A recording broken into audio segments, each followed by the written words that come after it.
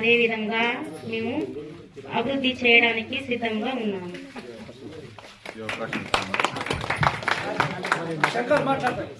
ఇదే మొదటి గ్రామ పంచాయతీ సమావేశానికి ఇంతమంది కొద్దిగా వచ్చినందుకు చాలా సంతోషం. ఎందుకంటే ఈ వచ్చిన వాళ్ళ ప్రతి సమస్యను జనాలలో తీసుకుపోయి ఈ ఫోన్లలో లింగేశారు అన్నట్టు ఫోన్లలో స్టార్టింగ్లు ఫోన్లలో చేసేదానికంటే ప్రజల సమస్యను ప్రజల ముందే పరిష్కరించేటట్టు ప్రజలకు అర్థమయ్యేటట్టు తీసుకుపోవడానికి ఇంతమంది వచ్చినందుకు అందరికీ నా హృదయపూర్వక ధన్యవాదాలు. మేము గెలిచి మేము పదవిలోకి వచ్చినాక 3 నెలలలో మీటింగ్ పెట్టడం జరిగింది. మేము గెలిచాక ముందు ఉన్న సమస్యలను ఫస్ట్ వార్డులో నీళ్ళ సమస్య లేదు. ఫస్ట్ గెలిచిన కానీ నీళ్ళ సమస్య మీద ఉంటాను. మేము నీళ్ళ సమస్య అక్కడ ఏమి రాలేదు. ఓన్లీ అక్కడ కరెంట్ సమస్య, కొన్ని పోల్ అవసరం ఉన్నాయి, కొన్ని బల్బులు వేయలేదు, కరెంట్ తీరు పోలేదు, కరెంట్ పని చేయట్లేము. అదొకటి. ఈ కరెంటు స్తంభాలు రాగానే నేను 25 నుంచి 30 స్తంభాలు రాసిచ్చిన ఏ గారికి. మళ్ళీ ఇంతవరకు మన లైటింగ్ విషయానికి పోలేదు.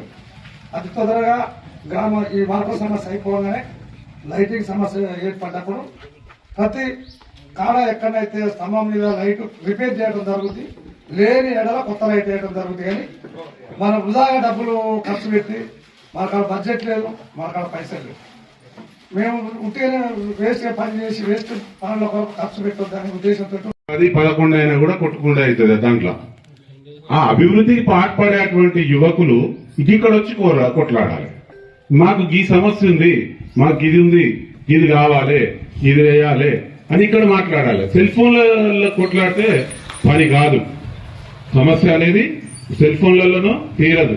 ఇక్కడ ఉన్నారు, హెల్త్ డిపార్ట్మెంట్ వాళ్ళు ఉన్నారు, వాళ్ళ దగ్గర ఏమేమి మందులు ఉన్నాయి, వాళ్ళ దగ్గర ఏ జబ్బులకు నయం చేసేటువంటి. లేకపోతే ఇంతకుముందు చెప్పింది సరిత స్వాతి గారు చెప్పారు.